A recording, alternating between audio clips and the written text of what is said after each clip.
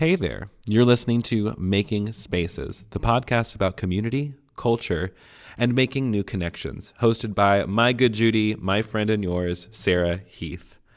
On this podcast, we're having conversations about design, literally making spaces, and how some of the most inclusive spaces aren't always the most inviting. And we're talking about what it means to make space for one another. With the world the way it is right now, we need to find ways to have conversations across lines of radical difference. So join Sarah each week as she tackles the intersection of design and practical spirituality with conversations with some of the most fabulous guests you're ever going to meet. Some will talk about actual design, some of us will talk about relational design, but no matter what, it's an incredible time. So grab yourself a cup of whatever you like, and welcome to Making Spaces with Sarah Heath. We stopped resisting, right? Because I think we think that when we know the outcome, we actually think that we are in control, but we're actually in resistance to the next thing. And it can feel safer to be in control of an unhealthy pattern than not in control of a potentially healthy new pattern.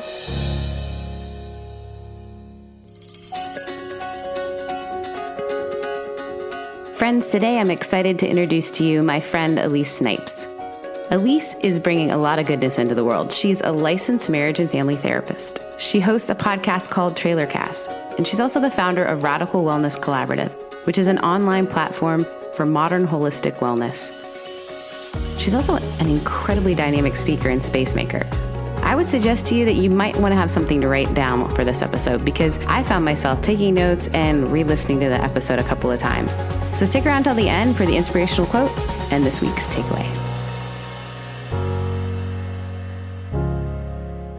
So I'm so excited to have you on here and just talk to you because not only is your work something that inspires me, but where you work from, and I'm going to ask lots of questions, inspires me, and just who you are. So I would love to know, where is your favorite space? And I always give this disclaimer because so many of my friends are like me where favorite is a super hard word. Yes. So where's a space you like? It can be anywhere, your home, internationally, literally like anywhere. Where is your favorite space? And do you mind telling me what you love about it? Totally. Yeah, I got stumped by favorite as well. So I was like, favorite? Like I have to narrow it down to one? And then I'm like, okay, at least just break it down. Like, where do you like? First thing that comes up. And I think it's my trailer. I have this 1953 Bowles Arrow vintage trailer, and it's my favorite space to be. I want you to send me pictures of it because I really want to use it for, totally. Yeah, just to show folks just how incredible it is. And you can look at that on my Instagram. But so what do you love about it other than that it's incredible? I love that it is, like, it's a story in and of itself. Like, it's been so many things. It has had so many owners. It's been a hot dog stand. It's had a lot of lives. And I like the idea that it's almost like a time capsule and that it can continue to be anything. So like I use it as an office I provide therapy for people in person, remotely. I use it to write and to create and to podcast. And my husband and I, we rebuilt the whole thing from scratch. It was disgusting when we got it. We drove to Oregon and picked it up. And so I like, of course it's from Oregon. Yeah, I love that. Right, totally. Yeah. That there's endless potential. And I like the idea that it's got a bit of a gypsy soul. And I love that. Like I crave an untamed life, like that we could pick up and go. But in having a job and 3 kids and they go to school, like there's things that have really rooted us. I feel like there's a part of me that always wanted to maintain this mobility, that we could just go anywhere in this thing. So the trailer represents a little bit of my own gypsy soul, I think. And I love that you redid the entire interior, and the colors and such that you chose are like really like bright whites and just pops of colors here and there, but the couch is just inviting. It's the first thing you see. And I love that for meeting with clients. And you take it to different spaces, right? For meeting with people? Mm-hmm. Yeah, I thought it's the way that therapy has been done for so many years feels so archaic to me. And so I'm like, oh gosh, if we could just do it a little bit differently, what would that look like? And so I'm like, what if we had an office that could go to people? And what if it could be like a response unit? And what if I could pull up to places like when there's been a huge incidental trauma, the Vegas shooting was right when I was building the trailer, and I'm like, gosh, if this was done, I could pull this there, and there'd be like fresh, clean, safe office space for people, instead of what they usually do. Big responses are like on a cot where there's 1,000 people around you. So I wanted it to be something that was versatile. I mainly park it at the beach because I feel like it's therapeutic in and of itself to listen to the waves and to kind of be right on the edge. So I love that. And I love that you built it with your hands. I think for me, when I think about the things that I've restored or I've built, they just hold such a different meaning. Before we started, I told you, I was asking we're in the midst of the COVID thing. So I was asking, you asked me where I was recording from, and I asked you if you normally record from your trailer. And I said, I do. I record at home. And that's because the space where I have created for my desk space, most people would have a dining room. I live in a fairly small apartment. It's not actually that small, but it's sort of more condo-esque, and it's definitely got like a cool 1960s vibe. I joke around that the outside of my building looks a little bit like the Golden Girls, but I love it. And I love that what most people use as a dining room, I've turned into my little office space. And I put wallpaper up, and everything's just kind of right here. And it's just sort of, when I'm sitting in this chair, this is where I create. That's so right. Whether podcasting or writing sermons or reading, or this is the spot that my brain goes, okay, this is your space to create. So I love that in some ways your trailer has become, this is a space where people come to heal. Yes.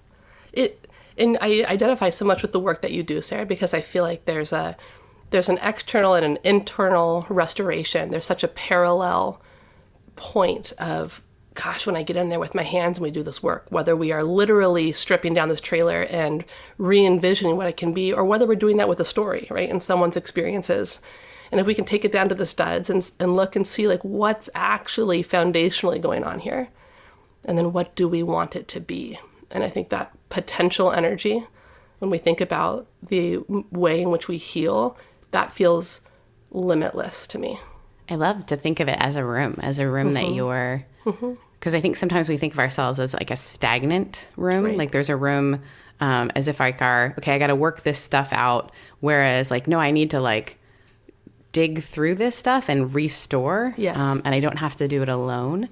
I can do it with other people. And there's parts of my room that I don't want to show people. You know, I'm always encouraging people to clean out closets and get to the stuff that they don't want to do, because I think there is this emotional weight. I love Marie Kondo's work. I love when she first came out, because one of my good friends, who every year I would come and help her organize her home, she said, "This is what you've been doing and saying." And I was like, finally, somebody else is saying it. But the idea that like our mental and spiritual and our wholeness can be affected by the way that we hold on to things. Oh my goodness. Well, it's all metaphor, like the way I look at it, right? It's all metaphor. So the way in which I hold on to, air quotes, my junk drawer, I mean, what metaphorically am I holding on to as far as my junk memories or my junk experiences or my junk patterns? So I definitely believe that we do it all pretty similarly. Yeah, it all has to be worked through. I mean, I used to watch the show Hoarders because to me there was just this really interesting thing that I wanted to understand psychologically was happening for people, and it was never about the stuff. And I've actually done 2 interventions with people as a pastor in their space. Wow. And one of them, it was so interesting, the reactions she was having to getting rid of things. And I think that was it was early on in my career, the first time that I did that. And I realized like, wow, she has a connection to these things in a way that I would have a connection to a person. Correct. And I'm taking her security when I ask her to get rid of it. Yes. And then there's the option of replacement, right? Like it's that's why it is all metaphor. So like when Marie Kondo says, "Does this spark joy?" And she's trying to help us form new attachments. So that way the person who is holding on to the attachment of whatever the things are, but does it bring joy?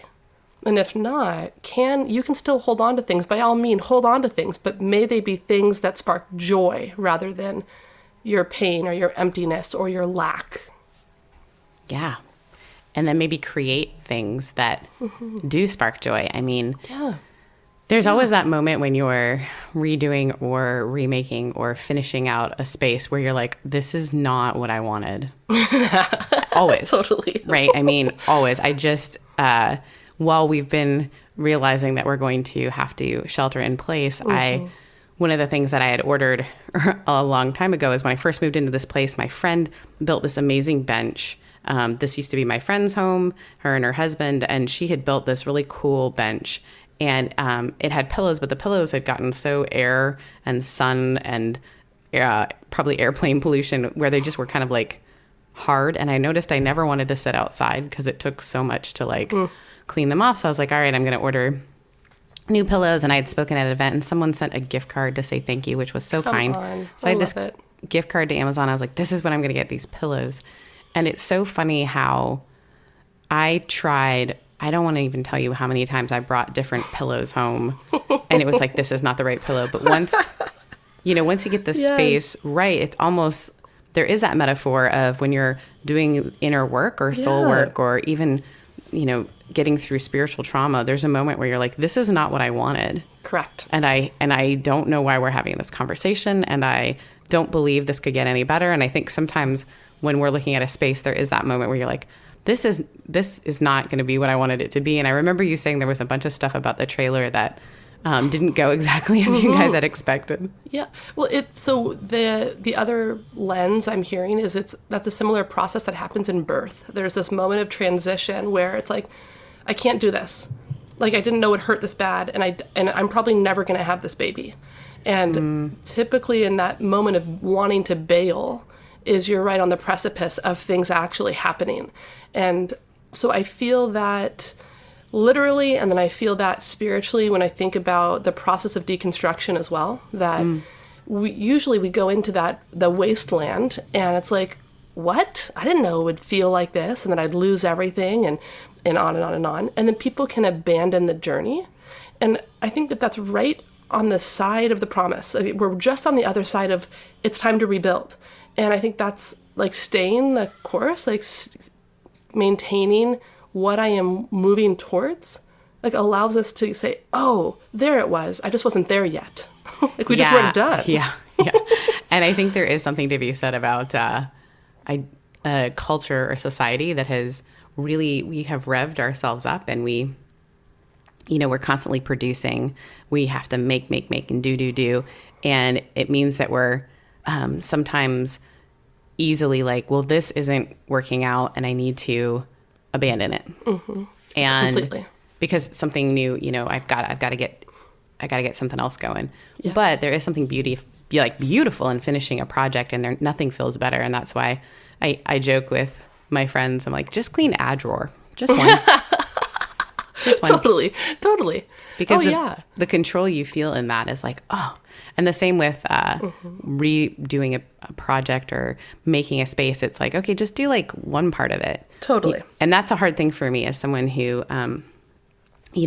lives with ADHD. I want to do everything all at once, and all of it is in my head all the time. And I want to make that happen, and I want to make it happen today. And so the process of slowing down and going, okay, what does it look like to finish this project? Because I'm a little bit different in that I have OCD and ADHD. So much fun. I have to finish it, right? But it really bothers me, so I try to finish all the things at once, and that's not healthy and great. And I think some of us in this, I don't know if you're experiencing this, but so many people who are now working from home, which I kind of work half from home and half from an office usually, so I'm a little bit more used to the rhythm of it, have had this sense, okay, I have this time, I need to be the most productive in all of this time. I think I've definitely seen like a duality in the sense of great intentions and then a like, oh man, how am I going to do all of that? Yeah. And so similarly, I think when you say like start with a drawer, I'm like, it's something some of the time, not everything all the time. So I'm trying to tell people like, if we can simplify that into what is one thing, you're not going to take on your whole life in a session. You're going to chip away at one thing, and there's always a place we start, not at everything. That would be rude.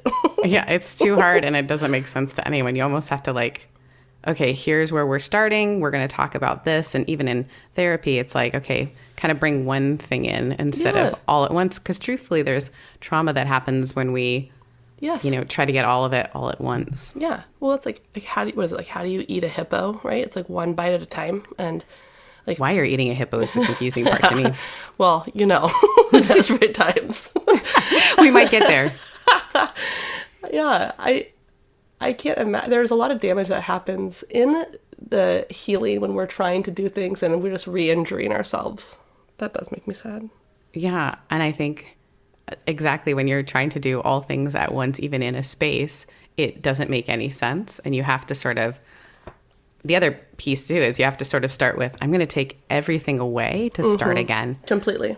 And I have to be open to where this could go. And sometimes the space tells me what it needs to be in a different way. And same with therapy. Like I can't say the goal of my therapy is this, or the goal of my, the goal of the inner work that I'm doing is this. And while I might have an idea, you have to sort of surrender the outcomes. Correct. Otherwise it's a false prescription, right? Like if we know it, then it's not alive. It's just a plan or a routine or something we're following, but it's not alive.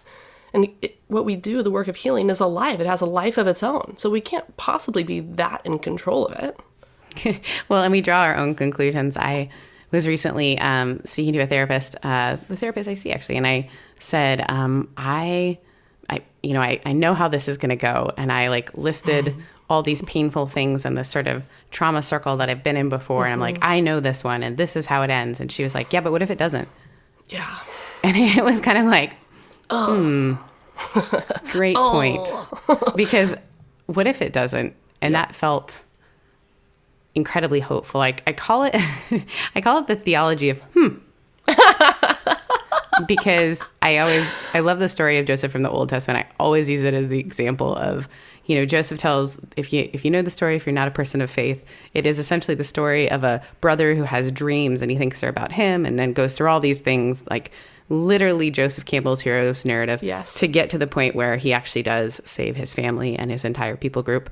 But there's this scene where he's being a typical 17-year-old and tells his older brothers and his dad, like, I've had this dream and it's all about me and it's so great. And they're like, the brothers, they start to hate him in their heart. And the dad goes, huh.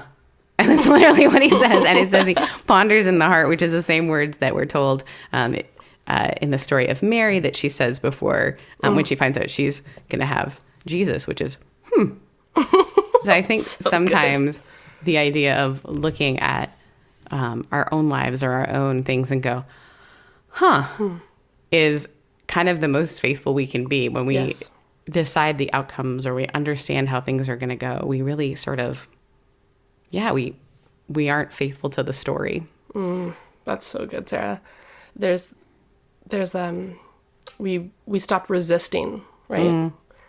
Because I think we think that when we know the outcome, we actually think that we are in control, but we're actually in resistance to the next thing. And it can feel safer to be in control of an unhealthy pattern than not in control of a potentially healthy new pattern. Yeah. Yeah. You go with what you know, even if what you know is not the thing that will be most life-giving. I think about even, the metaphor of the church building that I most recently worked on. And I got to tell you, so many people were like, well, it doesn't work the way that it is, but I've always known it as this. And I've always, this is the way that it should be. And it's so interesting when we started changing things and moving things around, people's imagination started to grow. And these were the most resistant people. Yes. And they would have said, like, I'm holding on to this because, and they would have had great reasons. And I'm all about restoration versus deconstruction. Demolition is different than deconstruction. Totally. Demolition is to never use those things again. But I think to reuse things in a way that opens up imagination. And it's just so hard to do when we have emotions and feelings about spaces. And I think your point about I like sitting in a place that has memory, right? So your trailer, when you're in it, you may not know, but there is a sense of memory of an item or a place. And it's interesting how much nostalgia we're going through right now as a people. Yes. It's interesting to me how many young people want to come into my church that I currently work at that's got this like very, I don't know how to describe it other than it's a mission style church.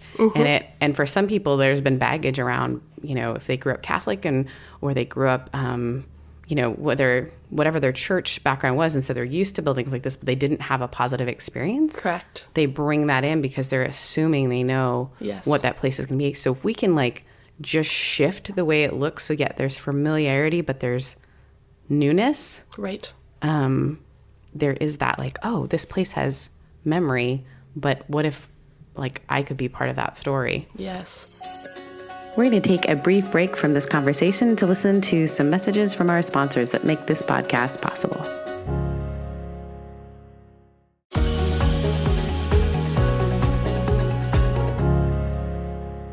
It's my favorite when I'm like, yes, bring in the baggage, because that's what we need to have in order to get to the next thing.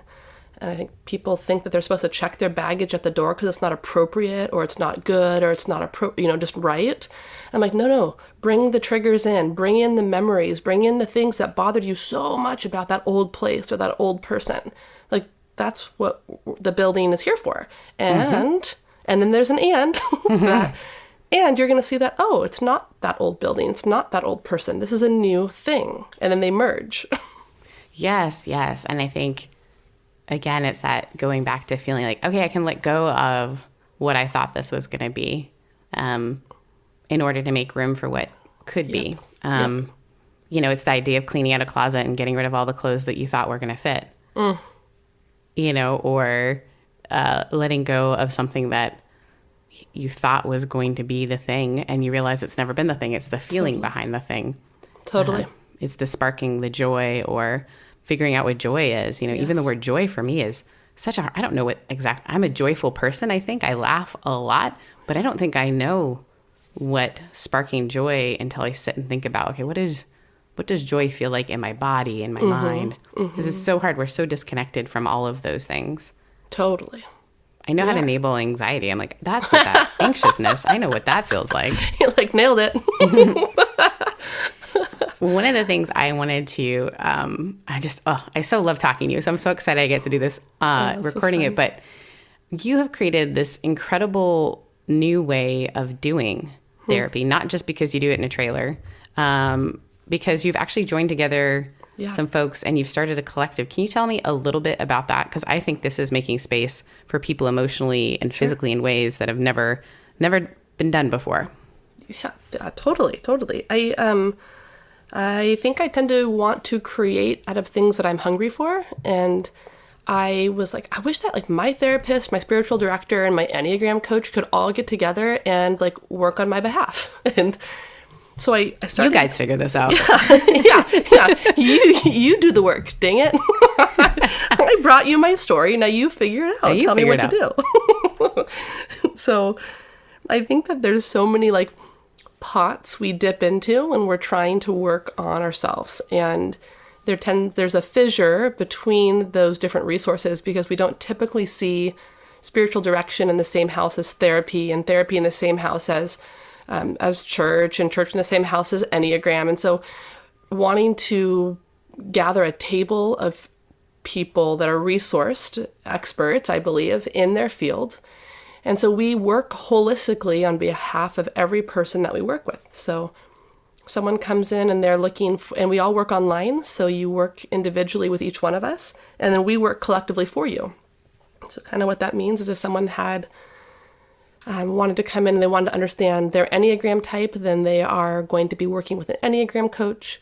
They're also going to be looking at embodiment and the way in which we carry our story in our body physically. We're going to do traditional therapy. However, that's not super traditional because we're online and we're pretty although that is how we're all doing it right now. Yeah, I was like, oh, perfect. This is great. And not great, but also really great because we're here and we know what to do. In the spiritual direction as well, I think that we go to the church with our pain and we have spiritual injury and spiritual trauma, and we go to therapy, it doesn't really fit there. And so we also have a spiritual director on our team, someone to walk us through things that are maybe just outside of the realm of traditional talk therapy and really do fit in like the wisdom tradition of helping us hold the thing and not necessarily have to answer the thing. So I love it. we're having a lot of fun. I really love the work we get to do. And are you working mostly with women? We do work mainly with women. We have like a nice stream of male clients. I just think that women are drawn to the collective because we're collective by nature. Yeah, and I think some of that has definitely been culturally created, right? Yeah. Lone wolf versus women who sort of gather together. And it's not always been the healthiest. Correct. And that's something that in our own team, like we all brought our own narrative into what it would be like to work with women and what women are like. And when we've brought that, honestly, because so I'm an Enneagram, I understand myself as an Enneagram type 4.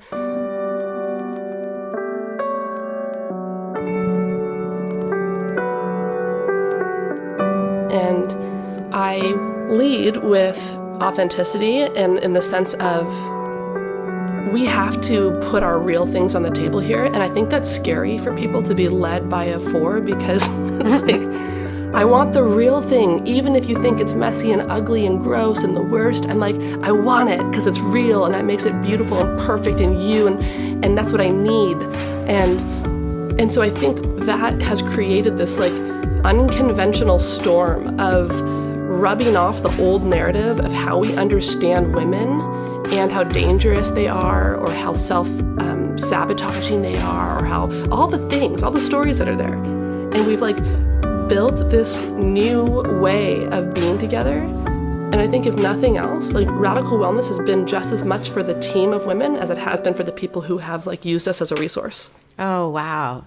Yeah, because oftentimes folks who are doing therapy, once you're like doing therapy, how would we say it? Who are the therapists? Not really good at English. Those are the people. I only speak for a living. Don't worry about it. Guys, it's totally fine. We got it. It's good. But the people who are the ones who are giving the therapy, they often are, after they've done their observation hours, doing it alone. Totally. And They're so alone. How do you grow in that? How do you get support in that? Right. How do you, when you're supposed to like grab onto people's stories, make space for their story, and then their stuff is in your space. Yes. And you're supposed to just like hold on to it. Alone. And hope that you're doing the right thing. Correct. It's a sick system. Right. And so to be able to chat with other people about it, and I just think there is some beauty in collaboration in a way that like more happens. Yes. Oh yeah. And we're losing that, I think, sometimes because we don't gather correct in the same way. And I think, I love the idea of someone sitting around so they're not having to mine the same story again and again for different people. Totally. Oh, that's so well said. Yeah. Right? Because that's the pain point. I remember I'd gone through a really traumatic season in my life, and I was seeing a counselor, and it was really the first time I'd allowed myself to see a counselor. Because for me, I was Canadian, and we're just really good at making jokes through pain. Like that's how I'm like, what do you want me to talk about this, or do you want me to make jokes about it? Because totally comfortable making jokes, not comfortable talking about it. But I am a someone who identifies as an Enneagram 2 with a real strong 3 wing. I will care for you, and I will care for you the best. I had this sense of like, okay, I need to like work through this with someone, and found a great therapist, and then the therapist moved. And I tell you what, that was the hardest feeling of like, now I have to revisit all of this. It's kind of like when you aren't dating someone anymore, and you're like, no, they had my stories. I don't want to tell the stories again. Yeah, totally. So can you just call them and hear about the stuff? Here's my references. Talk to my ex. Talk to my ex-therapist, talk to my ex-human, whatever you need. Here's my references. Yeah. And I love the idea of you guys helping people not have to do that, and also sharing with each other, how do we do this work together and not feel so isolated and alone. So you're directing it. You're not seeing clients online anymore, are you? Or are you the therapist? I'm a little bit of everything right now. I love the work of, I really do feel like it's restorative work. It's an internal restoration. And so I lead the team. I do all of our intake work where I'm walking people through our process and then connecting them to who I believe would be the best fit for them. So depending on, does that person need spiritual direction? Does that person need a therapist? What do they need from the team? And then we place them in the team. And then I do work with some people. I'm still trying to navigate in my own career where I want to land too. Yeah. So, oh, yeah. Yeah. Because you're always willing to say, is this, what I love about you, is this the thing for forever, or is this the thing for right now? Yeah. And maybe this is the thing for right now, but it's not the thing forever. Correct. Yeah. I'm comfortable with that, with being like, okay, this is where I'm at, but I want to, as I give myself that permission to evolve, I hope that my team benefits from that risk and is willing to evolve alongside me of, whoa, I didn't know that we could do that. I didn't know that this was going to happen. I didn't know that we could do this online and together and share and lead from abundance rather than competition and scarcity. And so I'm open. You're a therapist to therapists. I love it.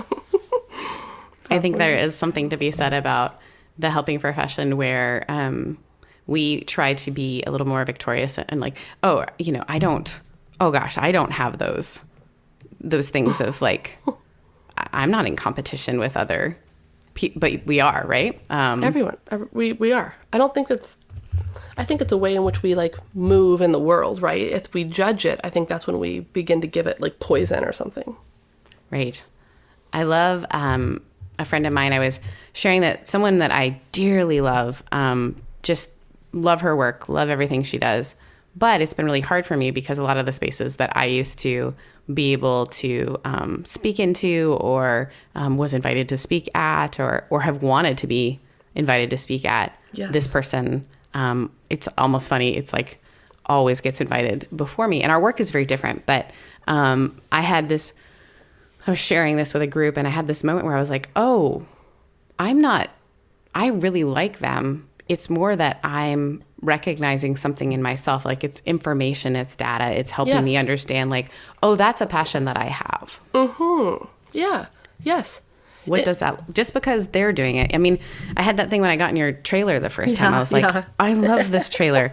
Maybe instead of being like, lucky she gets this trailer, but instead what would it look like to say, what is this telling me about me? It's telling me that I actually have that same Gypsy Heart that wants a trailer and wants to redo it and wants to redo it with a human. I love the idea of your husband. I wish I was redoing a trailer with a guy. I feel like that would be such a incredible experience, and to allow that to be a hope and a dream and not say because you've had that hope and dream, I can't have that hope and dream. Oh, it's so right. And that's you, instead of looking at it as a mirror, you're looking at as a window, right? I love that. Yeah. Yeah.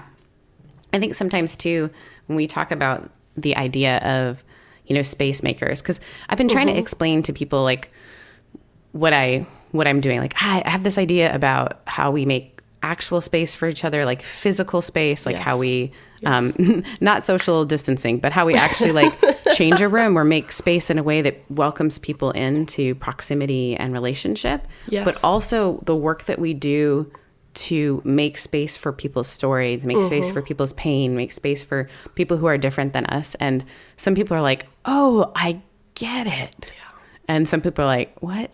But it's the thing that so many people have said to me is you make space for other people. Yes. And I didn't realize that both of those things go together. Yes. But there is this, there's just this great sense that both work is restoration, and it is learning to see things as a window, learning to see things as an opportunity, learning to see things, as a mirror or not, you said mirror instead of a window, right? Window instead of mirror. It's a window into myself rather than a mirror of my own reflection, right? Got it.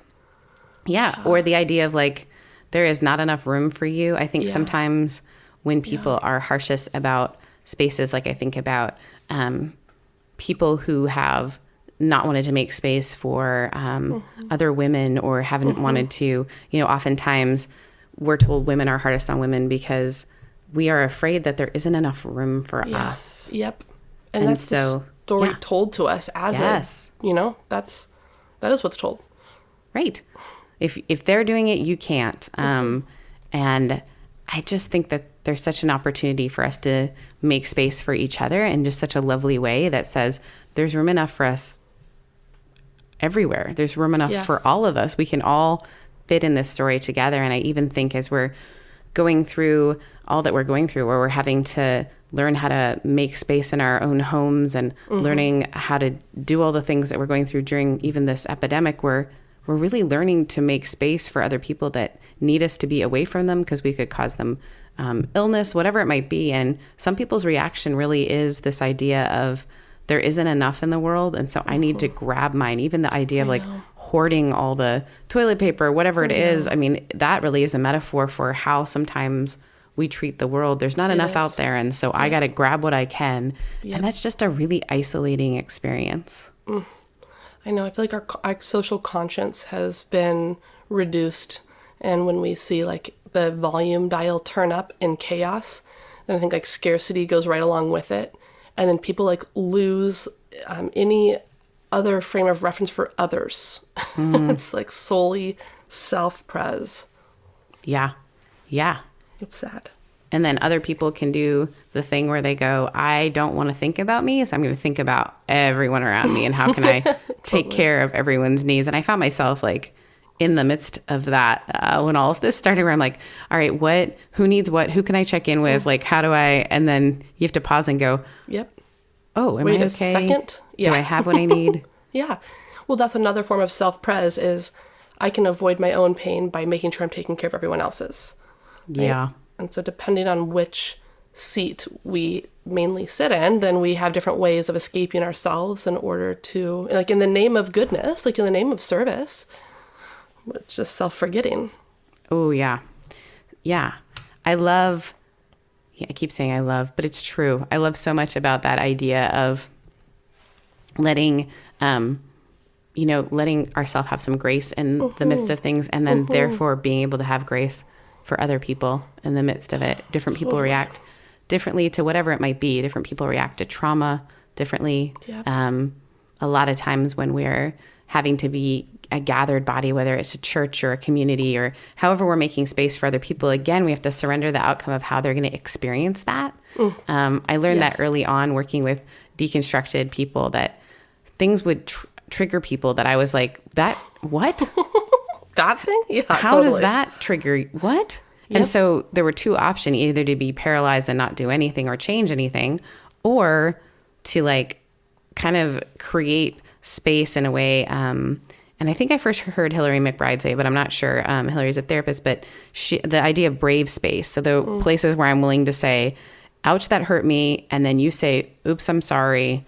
And then we kind of heal. Yes. And I think so many spaces that we're creating for people either are sort of a false everybody belongs and we're never going to talk about the hard stuff because we don't want to offend anyone. Totally. And that's a paralyzed. Yes. Or we create space in such a way that like everything triggers everyone and no one is willing to forgive the other. Yeah, and both of them need a different spot to land. Right. And I think you've been part of church communities before, where, in fact, you had to exit a church community because there was this idea of it needs to look and be a certain way. Of who's in, who's out, and who says that. Right. Yeah, who gets to decide who's in and out? Yeah. I mean, so much of that fear. And power, right? There's just such a which is fear, which is scarcity, which is fear, which is scarcity, which is fear, and it just snowballs into I will grab all the power and make all the choices for those who don't have it. And that is not a healthy way for you or the person, because it really takes away your humanity as well as the humanity of the other person. Yeah, I think the lie is that we have to stay, and I think the gift is I don't have to be here anymore, and there are other communities, and so it's okay for me to pack up my tent and move. And it might be painful and you'll have to build another thing. Yeah. And it's hard, but it's what you said earlier. Sometimes we stay with what we know. Yeah. And if a space isn't brave and willing to say, I'm sorry, then you have to pack your bags up. Did you ever see the comedian, I forget her name all of a sudden, but it's Elder Millennial.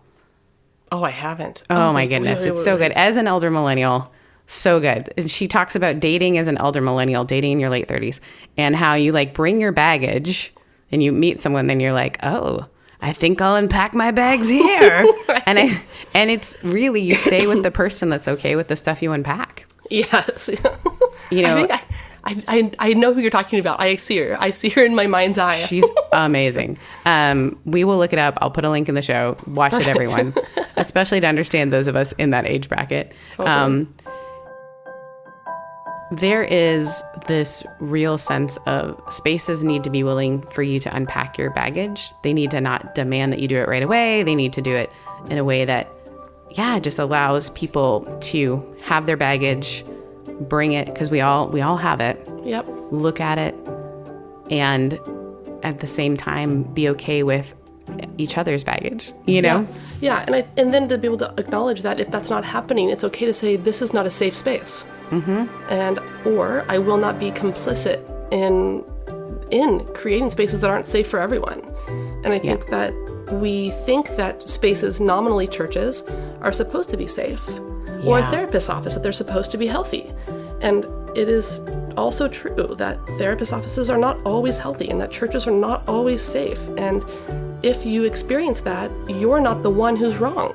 The space is damaged. And if that's the case, you have permission to pick up your stuff and say, I need a new space. And I get to have that. And I don't have to just go with what I know. And that's sometimes the scariest thing, but that's when the moment of creativity happens. Yes. Life. And things can be used in a different way than they ever were used before. Just because you're letting go of a part of it doesn't mean you're letting go of all of it. I find that often with folks that I work with, the idea of deconstructing their faith, there is that moment where they're like, do I have to let go of everything? And it's like, no, you just have to let go of what you need to. Totally. And that's up to you. That's different. Yes, and it's different for all of us. You know, there's some things that like some of us really need to let go of. And some of us are like, I don't know, that didn't offend me. Like that was not a thing. That was not a part of my deconstruction process. And it's the same thing with when we look at our spaces at home. What are the things we need to get rid of because they're not serving us anymore? And doesn't mean you're intrinsically saying that thing is wrong. Right. Some things are. Right. There are definitely things that are wrong. But there are, you know, maybe it's right for someone else, and getting rid of something or moving beyond something doesn't mean that you're putting any sort of value on it just because it doesn't spark joy in you, just because a community doesn't work for you anymore. I think the healthiest people are the people I meet that have walked out of communities and said, yeah, it didn't work for me. Right. Well, I think it's like the butterfly doesn't accuse the cocoon of being bad. You know, it's like a necessary part of the beautiful evolution. We're like, thank you, space that held me and taught me and allowed me to become who I am.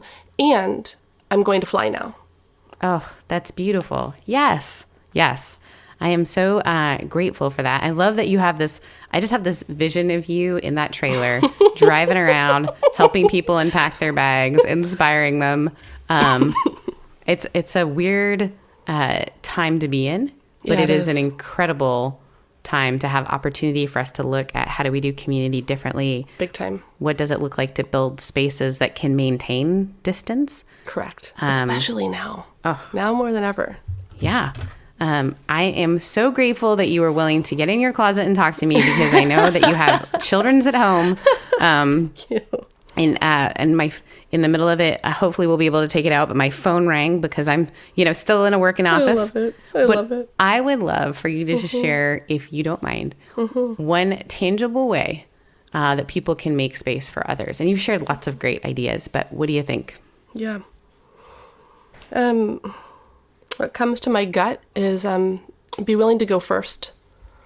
So when you think of, maybe we're hoping that someone's going to come along and open the door for us, maybe we go first. Go first with your honesty, go first with your bravery, go first with your invitation, go first with sharing your story, go first with cleaning out the drawer, just go first. And I think people they see it and they're like, oh, I can do that too. I want to do that too. And so don't wait, go first. I love that. Thank you so much. Thank you for having me, Sarah. Oh my gosh, it was great. Thank you for listening today, and I hope that you got as much out of that conversation as I did. Check out Elise and the Radical Wellness Collective online. They send out so much great content. Elise challenged us to be willing to go first. Whenever you feel like something needs to be done or said, or maybe a space needs to be made, maybe that might be a nudge that you should go first. So friends, what is one area of your life where you can go first? Where is one area where you aren't willing to wait for someone else to go first? This week's inspirational quote was inspired by this conversation and comes from Eckhart Tolle. Surrender to what is. Say yes to life. And see how life suddenly starts working for you rather than against you. Making Spaces is edited by Stephen Burnett from the Cult Popcast. The introduction music is It Can Be Done by Ari via Epidemic Sound. If you like this podcast, please subscribe on Apple Podcasts, Google, Spotify, or wherever you listen. And leave us a review. It helps other listeners find us and let us know that we're on the right track.